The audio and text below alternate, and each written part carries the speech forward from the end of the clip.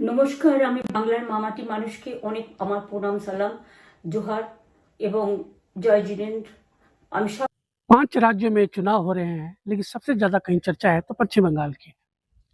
और आप सभी देख रहे हैं कि एक तरफ भारतीय जनता पार्टी लगातार एनर्जी लगाई है 1 महीना से ज़्यादा समय से, वहीं टीएमसी अपनी वापसी को लेके भी जो तैयारी थी उनकी, उसको भी आप लोगों ने देखा है। महत्वपूर्ण क्या रहा कि जब से एग्जिट पोल के जो आंकड़े आ रहे हैं, ये सस्पेंस को बढ़ा दिए हैं। कई महत्वपूर्ण जो एग्जिट पोल है उसमें भारतीय जनता पार्टी की वापसी की बातें की जा रही हैं, और कई जो एग्जिट पोल है उसमें टीएमसी की एक बार फिर से वापसी की खबर दिखाई जा रही है। महत्वपूर्ण क्या है कि बंगाल में, पश्चिम बंगाल में कांग्रेस और भारतीय जनता पार्टी के बीच में जिस तरह से फाइट हो रही है, जो फाइट हुई है, और जिस तरह से वोट और परसेंटेज दोनों टर्म में बढ़ा है, 23 के चुनाव में भी और जो सेकेंड पाली का जो चुनाव था 29 अप्रैल को, उस टर्म में भी जिस तरह से वोट और परसेंटेज बढ़ा है, इसके कई संकेत, कई मायने लोग अपने हिसाब से निकाल रहे हैं। कुछ लोगों का कहना है कि वोट परसेंटेज बढ़ा है, जो एंटी इनकम्बेंसी वोट जो रहा है पार्टियों का, उसके मद्देनज़र जो वोट परसेंटेज बढ़ा है। और दूसरी तरफ से इस बात के संकेत मिल रहे हैं कि टीएमसी की वापसी को लेके लोगों ने एक बार फिर पूरा जोर लगाया है, ताकि ममता जो बनर्जी हैं उनकी एक बार फिर से वापसी हो सके। सवाल अपने आप में बहुत महत्वपूर्ण है कि कांग्रेस कहाँ है। तो व्यूअर्स, कांग्रेस ने भी जोर आजमाइश की है, लेकिन ठीक बड़े पैमाने पर कांग्रेस नहीं दिखाई दे रही है। लेकिन जो एग्जिट पोल के जो आंकड़े आ रहे हैं, कांग्रेस भी इस स्थिति में है। बहुत सारी सीटें तो नहीं, लेकिन कुछ सीटों पे कांग्रेस की भी स्थिति अच्छी नज़र आ रही है। और सिर्फ बंगाल में नहीं, दूसरे राज्यों में भी जो कांग्रेस जो अपना जनाधार खो चुकी थी, उस जनाधार को वापसी के लिए उनके जो लीडर हैं, उनके जो लोग हैं ग्राउंड लेवल पे संघर्ष कर रहे हैं। तो कांग्रेस के लिए भी अच्छी खबर है कि जहाँ पे उनका बुनियाद एक दौर में था, आज कांग्रेस सिमटती चली गई है। इस बीच कांग्रेस के लिए भी एक अच्छी खबर है कि कांग्रेस को भी पश्चिम बंगाल के कुछ सीटों पे बढ़त दिखाई दे रही है, जो एग्जिट पोल के जो आंकड़े आ रहे हैं। लेकिन सबसे महत्वपूर्ण क्या है कि जो टीएमसी है, 15 साल की सत्ता के बाद भी अगर वापसी होती है तो अपने आप में एक बड़ा बदलाव के तौर पे देखा जा सकता है। अगर भारतीय जनता पार्टी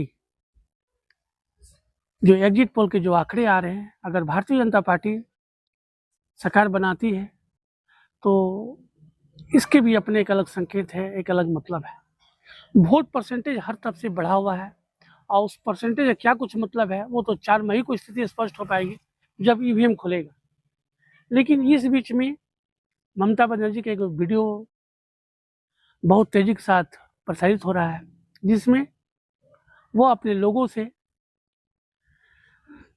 अपील भी कर रही है कि जो जहाँ पे ईवीएम का पोलिंग हो रहा है, जहाँ पे काउंटिंग होगा, वो तमाम चीज़ों को देखने के लिए, समझने के लिए, और अपने कार्यकर्ताओं से अपील की है कि आपको घबराने की दरकार नहीं है। पिछले दौर में भी ये जो एग्जिट पोल के जो आंकड़े रहे हैं, हमारे खिलाफ में रहे हैं, उसके बावजूद भी हम लोगों ने वापसी की है। और इस बार भी जो तमाम जो एग्जिट पोल के जो आंकड़े हैं वो धराशायी होंगे, और हम लोग फिर एक बार सरकार बनाएंगे। अब देखना दिलचस्प होगा कि भारतीय जनता पार्टी के अपने दावे हैं, टीएमसी के अपने दावे हैं। इन दावों के बीच में 4 मई को क्या कुछ निष्कर्ष निकलता है वो तो आने वाला समय बताएगा। लेकिन सस्पेंस का जो बाजार है पश्चिम बंगाल को लेके लगातार गर्म है, कहीं से समर्थन में, कहीं से विरोध में, कहीं भारतीय जनता पार्टी सरकार बनाती दिख रही है, तो एक बार फिर टीएमसी चौथा टर्म भी सरकार बनाने का दावा कर रही है। धन्यवाद। नमस्कार। আমি বাংলার মামাটি মানুষকে অনেক আমার প্রণাম সালাম जोहार এবং জয় জিনেন্দ্র। আমি সব কিছু জানাচ্ছি। সত শ্রী অকাল জি। আপনারা সকলে ভালো থাকুন, সুস্থ থাকুন। আপনাদের প্রতি আমরা খুব কৃতজ্ঞ। এত রোদ্দুরের মধ্যেও এবং সবকিছু অত্যাচার সহ্য করে আপনারা যেভাবে ভোট দিয়েছেন লাইনে দাঁড়িয়ে, আপনাদের কাছে আমরা খুব কৃতজ্ঞ। আমি আমার কর্মীদের কাছেও খুব কৃতজ্ঞ। সবাই শান্ত থাকবেন, সংযত থাকবেন, দিদির প্রতি ভরসা রাখুন, বাংলার মানুষের প্রতি ভরসা রাখুন। আমাদের মামাটি মানুষের সরকারই আমরা গঠন করছি এবং করব। নিশ্চিন্তে থাকুন, নিশ্চিন্তে শান্তভাবে সংযতভাবে থাকুন। ওরা হামলা করলেও আপনারা এক্ষুনি হামলাতে যাবেন না। আমি জানি কালো বেহালাতে অনেক মারধর করেছে, রাতের বেলায় অনেক জায়গায় অত্যাচার করেছে। ভাঙড়ে আমার কর্মীদের যেভাবে পেটানো হয়েছে, রক্তাক্ত করা হয়েছে, এর জবাব ওদের দিতেই হবে আগামী দিন। এর জন্য আমরা ব্যবস্থা করব। আপনাদের আইন হাতে তুলে নেওয়ার দরকার নেই। আর আমি প্রশাসনকেও বলবো, অনেক খেল আপনারা দেখিয়েছেন বিজেপির কথায়, দয়া করে কাউন্টিংয়ে আমাদের ছেলে মেয়েদের গায়ে বা মানুষের গায়ে বা কোনো রাজনৈতিক দলের গায়ে হাত দেওয়ার চেষ্টা করবেন না। অনেক পিটিয়েছেন, আর নয়, অনেক হয়েছে, আর না। বাংলা আপনাদের নয়। বাংলার মামাটি মানুষ বাংলার দখলে। বাংলারা বহিরাগতদের সমর্থন করে না। বিজেপির নিজস্ব এজেন্ট নেই কোনো বুথে। সেই জন্য বিজেপি কি করেছে, সেন্ট্রাল ফোর্সকে কাজে লাগিয়ে ওরা ওদের এজেন্ট হিসেবে কাজ করেছে এবং অমিত শাহ ডাইরেক্ট ইন্টারফেয়ারেন্সে। এটা করা যায় না।